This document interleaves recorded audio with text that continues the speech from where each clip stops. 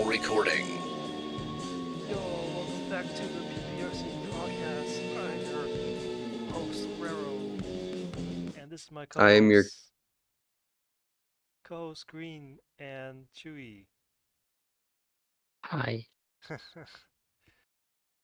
Today we have a main topic today, and that is simulation games.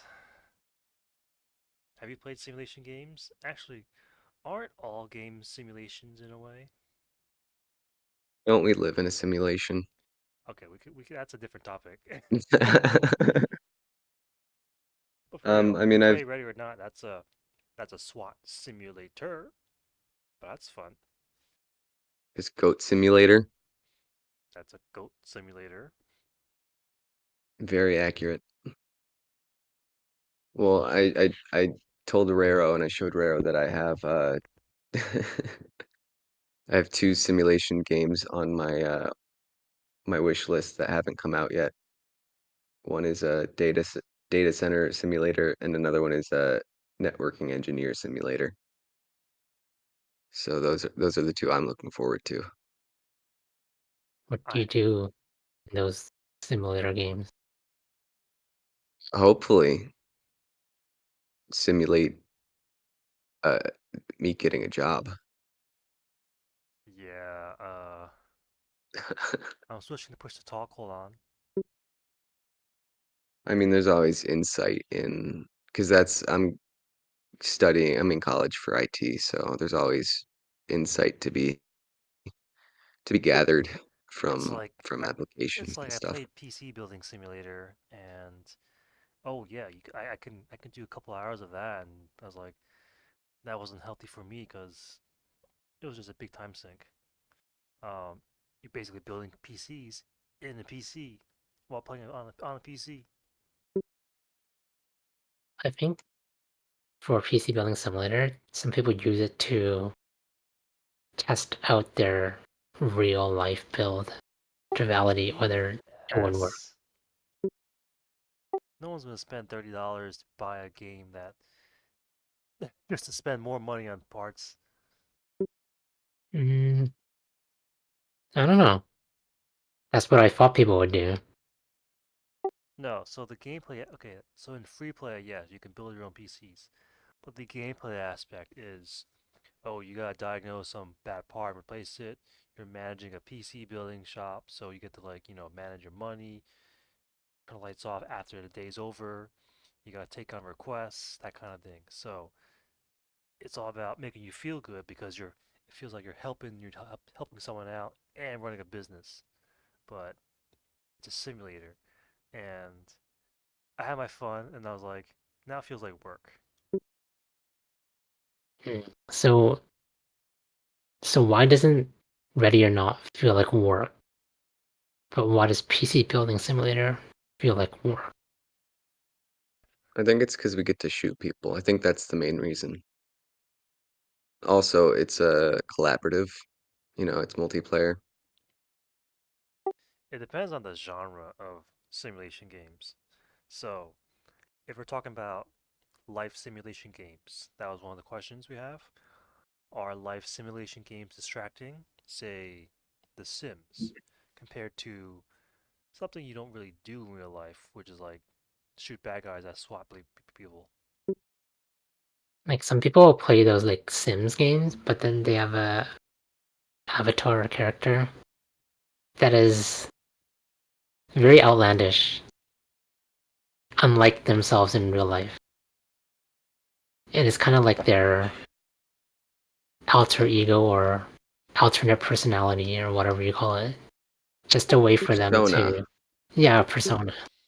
A way for them to live out a life that's different Oh, we can so tie without this into VR consequences. chat, because people do that in VR chat. I think it's the difference between escaping and then like consuming. Like you're gonna play a game where you have a persona to escape your current existence. Whereas like Ready or Not, you're just, you know, There's no building no either your skill. customization, and just yeah, you're more like playing Yeah, to. you're not putting yourself in the game, like not yourself. You are kind of like putting yourself in the game as in like you're paying attention to what's happening and staying focused, but you're not putting your like heart into the game, if that makes sense. Mm. I think that's the distinction. So if we were to focus on life simulation games, say The Sims and VR Chat, that's probably one. And there's one you posted in, you posted in Games to Play. Yeah. It's called Enjoy by I think some Korean developer. So I know that Liquor, she plays Second Life, and that's a life simulation game as well. I don't know what it is, but I wish we asked her some things. I think you need to convince her to come on the podcast. I have never heard her speak, and I believe she's a text only player. That's you got to do it though. An exclusive interview. Yeah, they're text All right, only. anyway. To be honest, The Sims don't really interest me. I played before, like one of the old ones, and it's like okay, it wasn't that thrilling to me. I'm more of a thrill guy. Yeah, you want the dopamine, you want the No, adrenaline. it's yeah, the adrenaline. So, I guess the um, question was, are life simulation games distractions from your real life? I I think that all games are distractions. Yeah. I mean, there's something about because life simulators, they are designed so that you spend more time in them. And the more time you spend in them, the further you get. Like that's their main thing. I feel like their advertising is very deceptive in a way because it encourages you to almost dedicate your life towards a different kind of reality. Like, check out the marketing for the uh, what's it called, Drew? Mm, I don't know Come on, I thought you posted it. about what. Enjoy. Oh, the game? Yeah, it's called Yeah, Enjoy. yeah, enjoy. Is that a pun? It might be. It might be enjoy, as in like you enjoy your life. Every life becomes a story. Create your own unique story by controlling and observing the lives of Zoys. Customize your build your house and live your life of dreams. It was just escapism, like Green said. Well, I think most games, again, are, meant as an escape or distraction. But simulations, uh, you know, they're designed to simulate a alternative life for yourself. And that's where you kind of get trapped in is if you enjoy spending your time in an alternative life, then you're not going to enjoy your time in the real world. And you're less likely to improve your situation in the real world the more time you spend in a simulation game. Then what games would not be a distraction? Chess. I played the games for the mental thrill and challenge. That is why I play. And the fan service. But if you look at the Enjoy, I can't even say it right. Their second sentences, just like in the real world, you can find jobs to make living while forming deep relationships through interactions. Like, holy cow, they're trying to replace an essential part of society. Okay, I'm so sorry. I was texting while you were saying that. What did you say?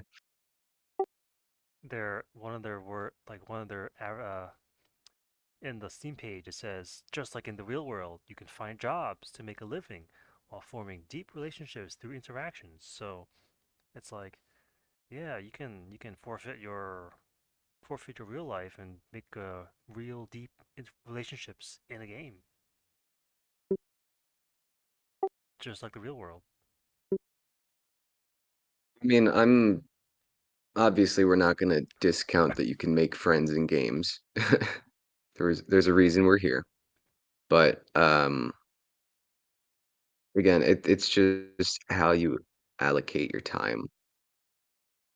That's where the danger is and how involved you are. Like if it's taking up your thoughts all day, that's probably a sign that it's an unhealthy obsession. Now I have a car mechanic simulator. I forget what year it was because I wanted to work on the car I have in real life, and they don't have it.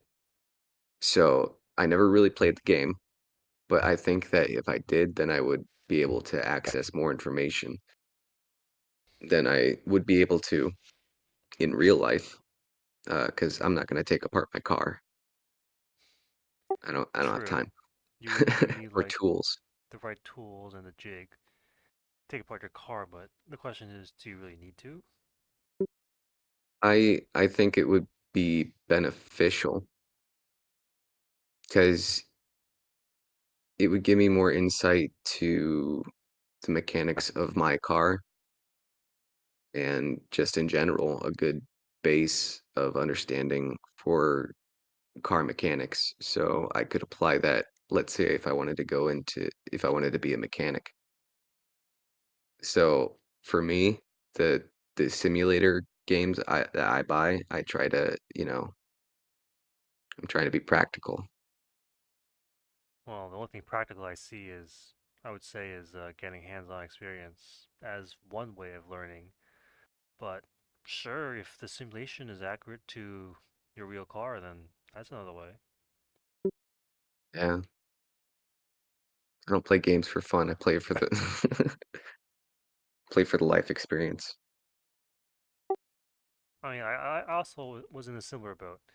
There was the gunsmith simulator, or some other free uh, you could learn how to assemble and disassemble firearms for real. At least for in the simulation game.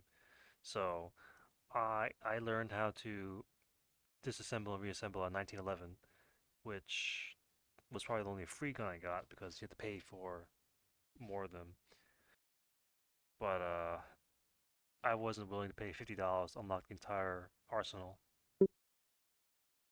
Yeah.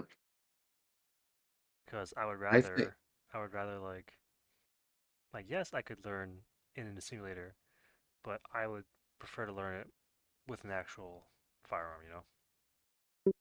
If I had a I think yeah. chance.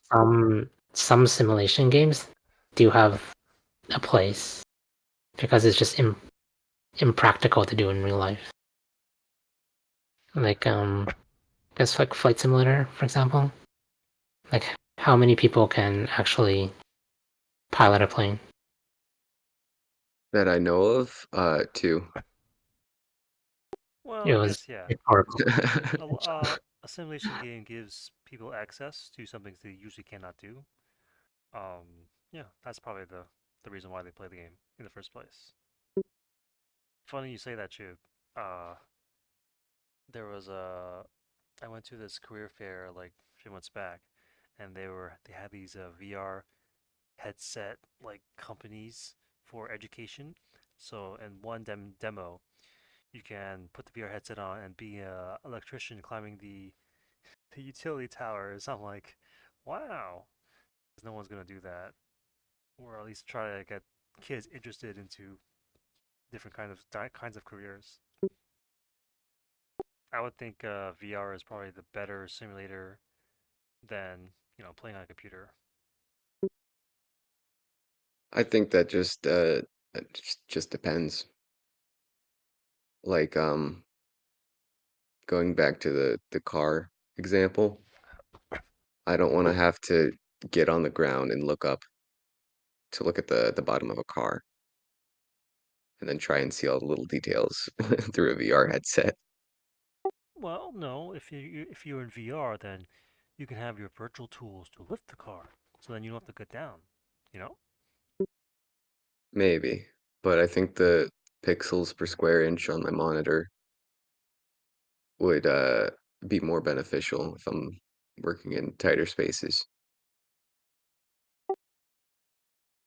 And that leads us to, well, we covered why people play job simulation games and why are simulation games distractions? Yeah. Are simulation games a way to vicariously live our desired life? I guess. I would say, yeah. People love the dream. They would rather put that, at least some people would rather put their efforts into daydreaming in the video game, the simulation game, versus working towards making your life actually better. I don't know. I think the I mean, problem with real life is that sometimes you just have no influence on the outcome. yeah, There's a lot of factors out of your control. like Well, that's money. why you gotta work hard, or work smart and hard. Things take Not time. even working smart, not even working at all, just having the right connections and being born into money for True. the The most cases. Although I guess, the yeah, bi- some people can be smart and then find a high income job and then get themselves out of poverty per se, or like elevate their status with that high income job. But I other mean than that, the biggest predictor of success is your postal code. Um, and I think in part that's because of the educational system. It's not just educational. They're more not the wealth of entrepreneurs. the neighborhood. I mean, There's a also there's a stat. lower income communities are gonna obviously have less opportunities. There's a stat where there's a lot more millionaires now than there were ever before. So technically, there's a way you can get into that bracket. In theory, But $1 million today is like $1 million today is not $1 million 20 years ago. yeah, but at least you'll be higher than average still, at least in America. You know, you can live comfortably. Is that's the goal, without being burdened by financial, and then forced to spend your money on well, and then spending your money on simulation games. Like if I wanted to fly a plane, I think I'd just do flight simulator. I wouldn't bother to go through the licensing and then renting a plane, paying airport fees, paying fuel fees, that kind of stuff. I think if I had the money for it, I would just because you only get one life. And being able to fly an airplane is a pretty big flex. And yeah. So once again, it's back to money. Where is all the money? Held by the top 1%. I Well, do think that. Go ahead, Ro. I think one way to get rich is to uh, make a business and try to build wealth that way, rather than save your money. I mean, work for someone, work for yourself. I mean, but owning a business brings a certain Risk. not risk, but it Totally, I it's think risk. it would well that I think it lowers the quality of life for you because you'll have to stress about it every day. I think You'll have to take financial it risks. does take blood, sweat, and tears to make a, and sometimes businesses do fail a lot. So, but you get to learn how to make that no one make successful. That way I mean, you can have a successful. you'll be more successful in business acquisitions, like buying a business rather than starting your own business. It's I think it's a higher success rate. Um, and then once you get one business, it's easier to buy another business. That just sounds like stock market investing. Uh, I was listening to this podcast, and it was about this CEO interviewing another CEO or uh, this woman who's like a financial.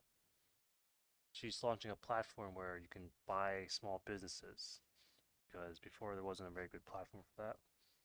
So people want it like there's a couple all these old folks are holding on to their old businesses, but they have no successor plan for when they die.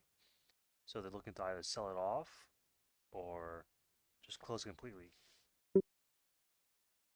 I think that one of our problems is that we're on fiat money, which is a type of currency that's not like on like the gold standard or something like that. And so it's easier one to hoard and then two manipulate. I haven't done a lot of research into it, but I don't trust it because then we're kind of stuck with the stock market that way too. The only thing I'm using the stock market for right now is the slow gain over time, which is compounding. Other than that, I have no interest in playing their games because I'm bound to lose. Forget where I heard it, but um it was in a video and they said that if all like the top investors in the stock market shared their strategies from like just the like previous month uh in like a daily video that's like an hour or two long, uh their return rate would go down like 80%. Yeah, because it's not competitive. There's always in the stock market. There's always winners and losers, and then they have their secrets, or at least their method of thinking. Stock market simulator. Hey, They actually have that already. It's not called a simulator, it's called demo trading. So these you heard like it? yes I have. So basically these brokerages have live accounts and they also have demo accounts. Demo accounts you can just play with virtual money and then buy and sell the real ticker symbols, but using virtual money.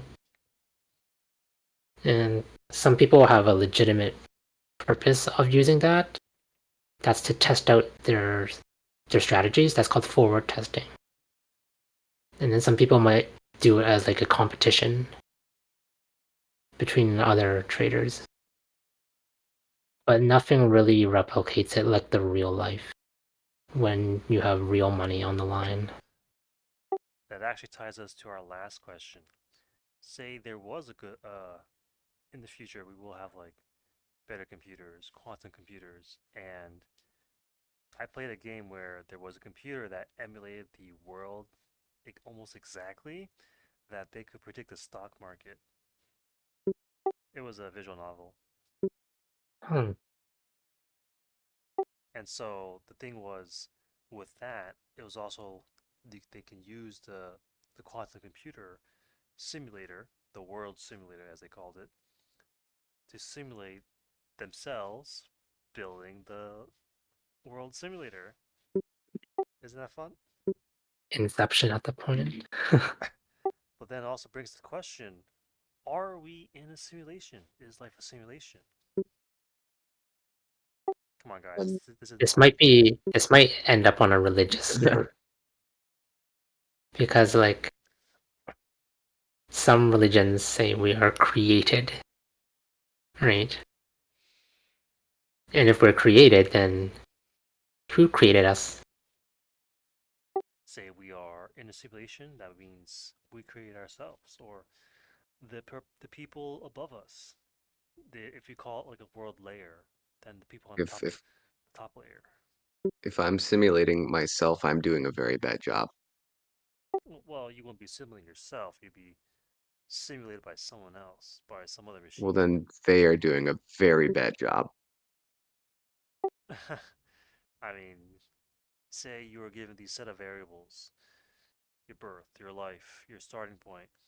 That's what how it starts. And I guess you're doing a good job, in my opinion. I mean, I mean, What to what is a good job? yeah, what is a good job, Green? um more more guitars, Guitars. How many guitars do you need?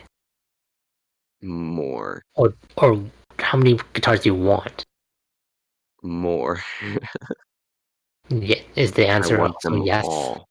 The answer is Yes. yes. Okay, The answer is yes, and he won't be happy until he has more guitars, which is like a but you only have two hands.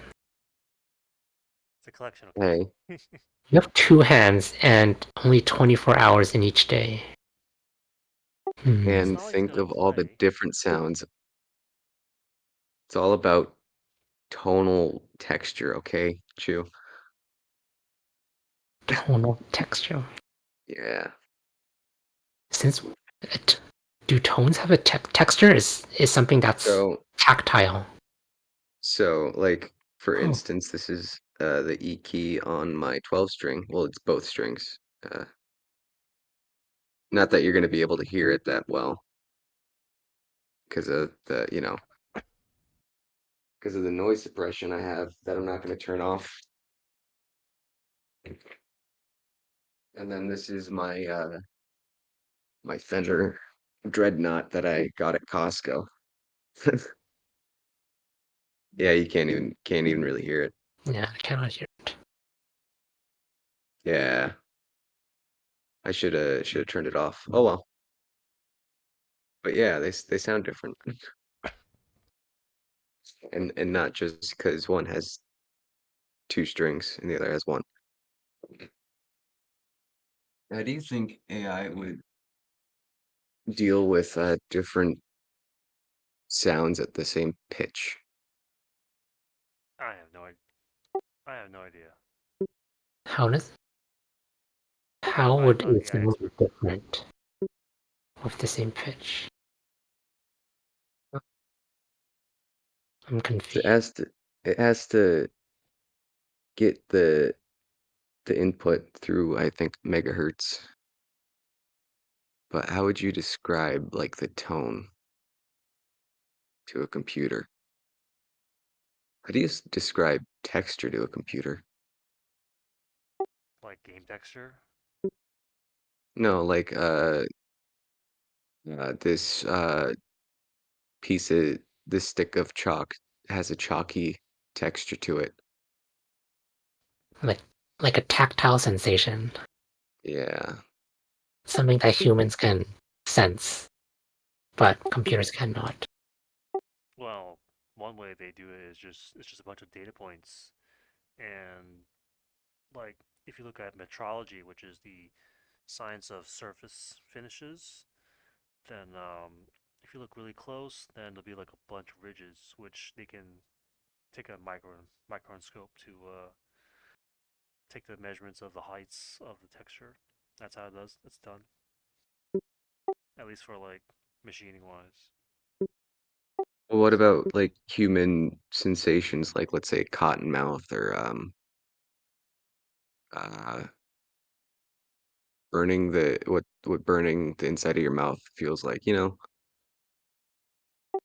Oh, that I don't know if the computer can detect that. Those are just simulated by your brain. Well, everything is simulated by your brain. Wait, do we live in a simulation? Oh no. The brain is a different computer than computers that we make. That's why it's different. I need an upgrade. Mine's been real acting slow. That's why you do exercises. Maybe Speaking I of just which, haven't activated Windows. speaking of brains, have you watched Psychopaths yet, Chu? No, but I finished No Dame Cantabile. Okay. It was okay. It was a. It was just different from the usual K dramas. So the couple hooked up at the end and they played instruments together. I forgot what happened, but probably. Hey, if you're interested in the game about the Earth Simulator visual novel, it's called Anonymous Code. It's a good read and interactive. I keep using my computer mouse, and I'm on my laptop on Discord. Okay. Should we move on to a different subject? So Anonymous Code is unlike any other visual novel games. Visual novel games are just, you have text on screen, you have these character sprites, and basically read the story, right?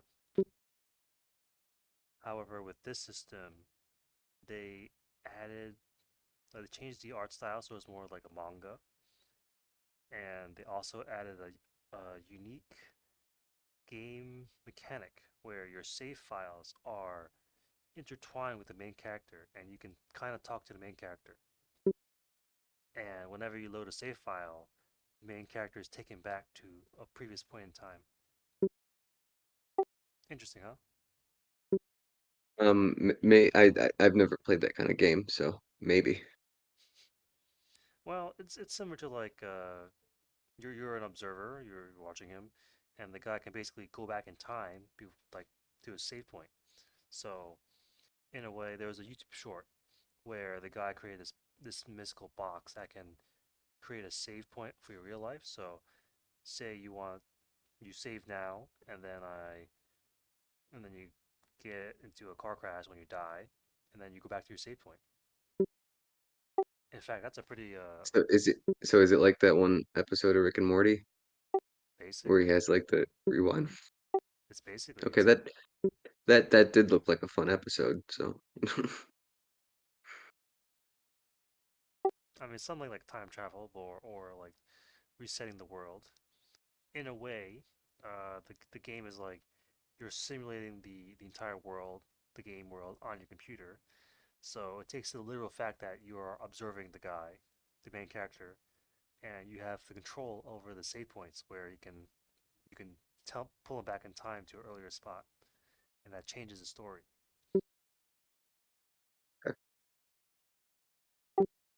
If you ever get a chance to read the science adventure story, science adventure series, those are pretty good. Like Steins Gate and Chaos Head, Robotics Notes. Okay, Chu, have we exhausted the podcast topic?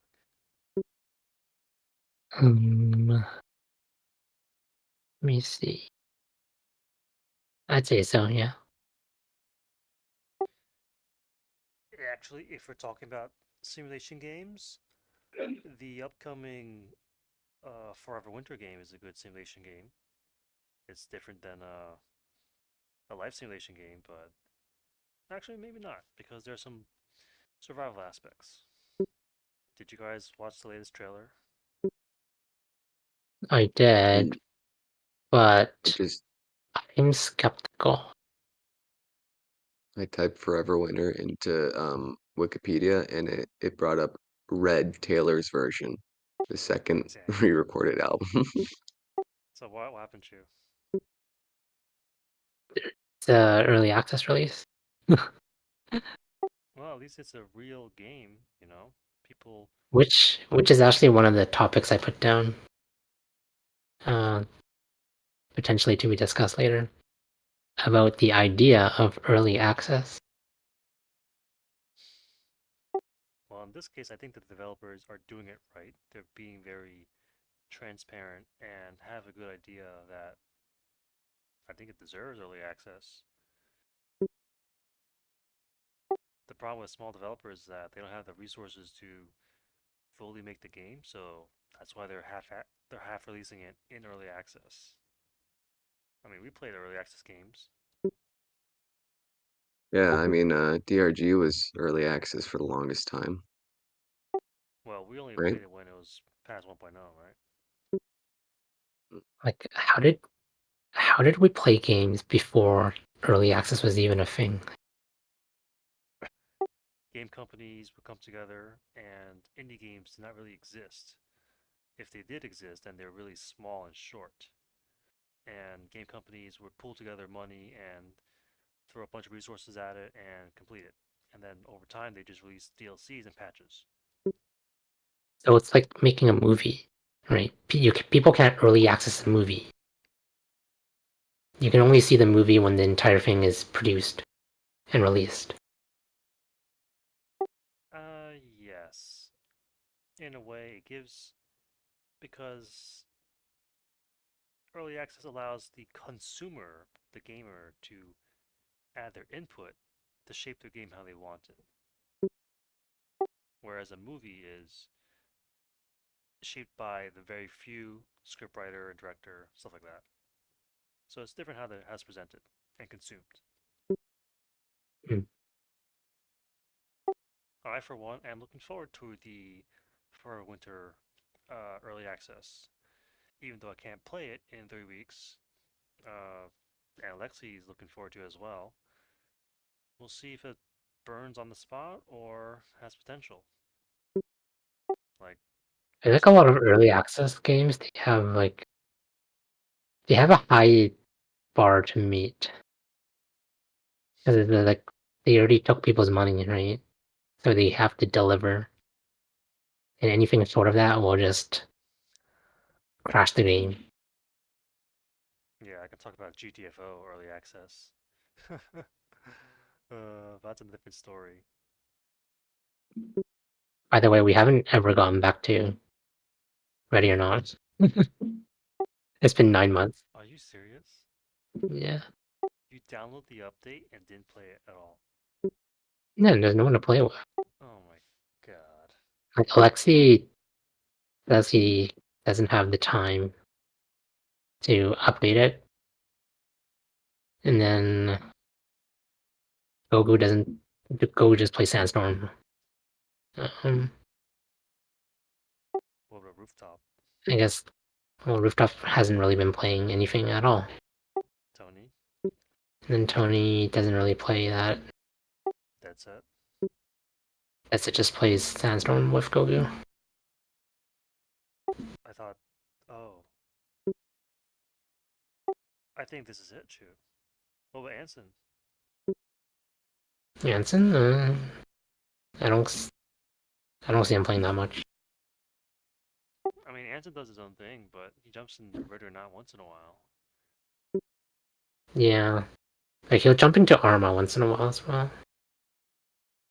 But just getting that initial team formed is proving difficult. Well, there is an initial high commitment for that, you know? You gotta commit, you gotta set up time. Times are changing, which is why I like the Ready or Not game. No, the Keep Talking and No One Explodes games, because that's like, 5 minutes at one point. Yeah. So, is this the end? Or is Mm, this another dry period because it's summer and no one plays games in the summer? I hope not. It's a good game. I recommend to you, Chu, you pub it in the Discord. Have I not been trying that? In the Discord. Like, the Ready or Not Discord.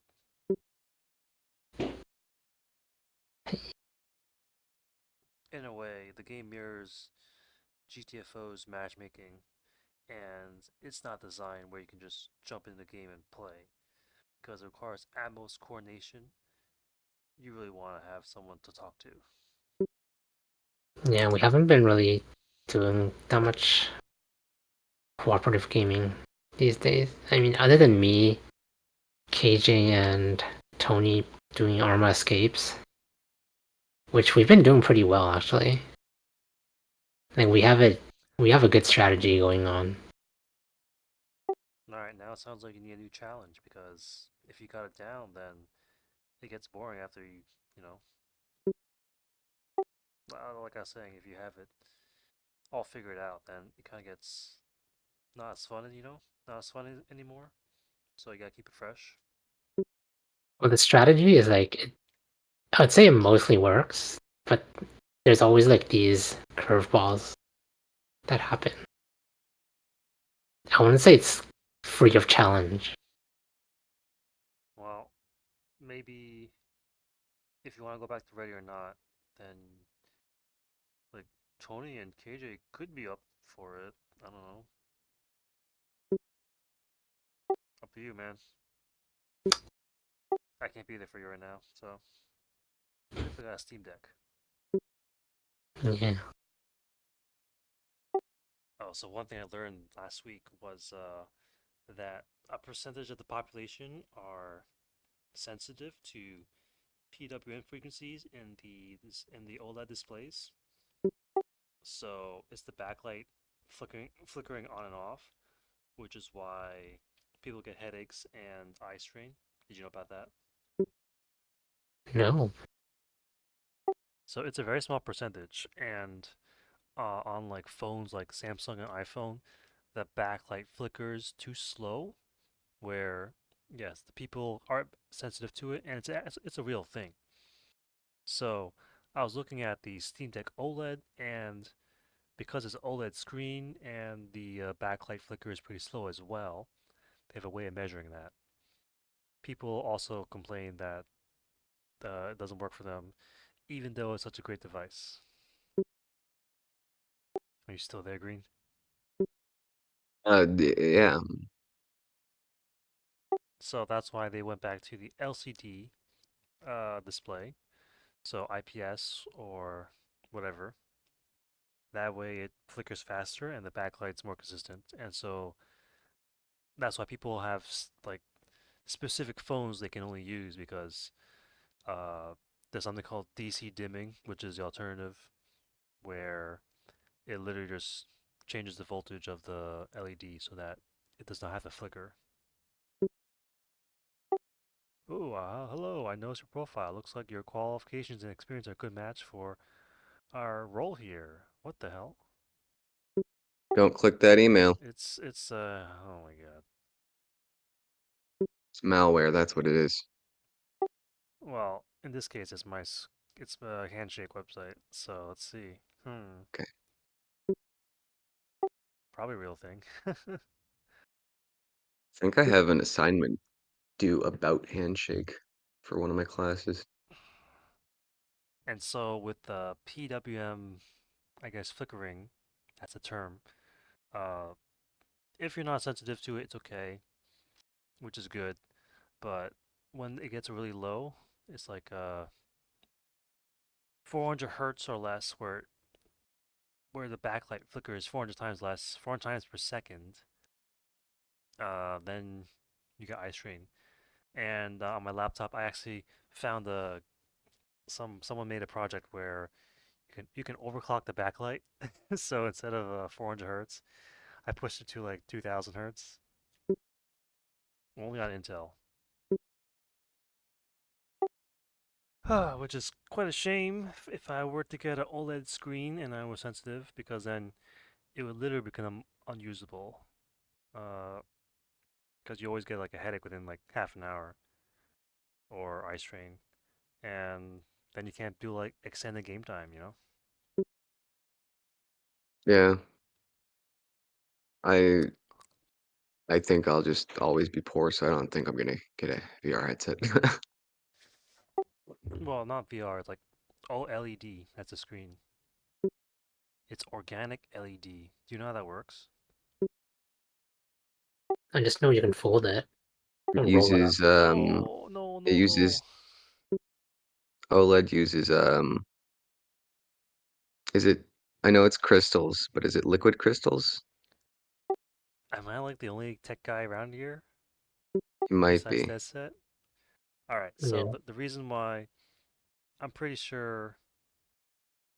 So you know about displays, right? There's like different types of displays in their technology. There's like IPS, there's OLED, there's TN, and it's the way they manufacture the light bulb essentially in your monitor. So my gaming monitor is a TN monitor where it has poor color accuracy, but it can flip pretty fast between colors. So that's why it was early on it was used for like high refresh rate gaming. And then the other one was IPS, which was known for its colors, but low refresh rate, so couldn't go beyond like 60 or 80. But nowadays that has been overcome. So good color accuracy and uh, high refresh rate. But the thing about it was you still need a backlight, like a white light behind the LEDs, to actually make the colors pop out. And so the new way of doing it, at least with OLEDs, the O stands for organic LEDs, light emitting diodes. So the good thing about OLEDs is that when you want it black, it would turn the entire light off and there would be no light bleed from the backlight bleeding through. So every time you saw a dark black, like a dark background or in a movie, you can actually see it on an OLED. As such, because the actual physical pixel is turned off, you also save power on battery life when your phone's set to a black screen, you know? So it has some benefits, and you get better color reproduction because, or at least more contrast because when it's dark, the pixels basically turn off, and that's why you get deeper blacks. I did know that the individual pixels turn off, but what am I thinking of? The liquid crystal Oh, is that one? LCD, that's another display Okay. type. Yeah, I think there were I watched a video about how OLED and LCD are kind of competing. It might not be LCD, it might be a variant of it, but Well, in the at the newer, time there was plasma. well, I'm talking about like the newer displays that are coming out. I watched a video about it. I don't remember what the video is about, but yeah, Chu, did you buy a TV within the past 2 years? I believe you talked about it. Um, no, I did not. Oh, really? Okay. I think we tried talking about it. I don't remember. So TVs are also similar story. But the problem with OLED is that at least the early days, because it was organic, if you left the image on the screen for too long, it would actually burn the pixel in. So you would see a kind of ghost effect. So for the early gaming monitors, if you had your HUD on the screen for too long, when you switched over to like a web browser, you would still see your HUD as a ghost because it's burned into the screen. Yeah, I heard that as well. And at least for the Steam Deck OLED, people have done burn-in tests and versus the Nintendo Switch OLED, and the Switch OLED lasted longer than the Steam Deck, but you still need to put like significant amount of hours into burning it in. I think iPads have a big problem, or at least they did, with burning images into the display. Yeah, it's always been a problem. There was one, and also with plasma TVs as well, because it's similar in a way. And so one trick the manufacturers used was it's called pixel shift. So they add some extra pixels to the side, and so the image would actually like shift over a few pixels every so often to you can't tell because it's really small, but they shift the pixel so it turns light, it changes the pixel. And regarding the image retention on the iPad, it's at least according to this Reddit post, is temporary compared to the permanent burn-in on the OLED displays. I just remember seeing a lot of iPads with burn-ins from different like models and years. Yeah, it is a problem. Technically, every monitor has a finite life. Uh, so over time, the pixels do wear, and I guess the backlight does dim over time. So don't set your monitor too bright. Honestly, as long as I remember to put my computer in sleep mode, I'm fine. You don't have a automated timer. I don't have it on right now just in case I need to access all the school files outside from my laptop. How does that work? I remote desktop in. Do you have a Wake on LAN feature to your desktop? No, I don't think so. That's really handy if you set it up because at least for me, when my computer's unplugged now or turned off at home because of parents, but you use an app. Mine was like Pulseway, and you can remote turn it on and off or put it standby because your network card's still powered, like 1 watt, and then you can remote in. I wanted to set up a better remote in. Right now I'm just using Chrome, but I just haven't gotten around to it. So I know there's like forget what it's called. I know it has team in the name. That one is supposedly better than Chrome. Don't use Chrome, use Parsec. Yeah, I know. I know. I didn't want to use Chrome, but it was a safer, more secure option than the default remote desktop on Windows. So With Parsec, you can also use your phone too, so that's pretty handy. And the latency you is can much use, better. yeah, you can use remote desktop. You can use Chrome on your phone too. But again, I'm lazy. Okay. Well, you have a lot of things to do, so. That's what I keep telling people. And so have I. I actually started looking at flights home, and now it's time to buy. So, How you're getting homesick. well, I don't want to pay $300 for a flight back, you know?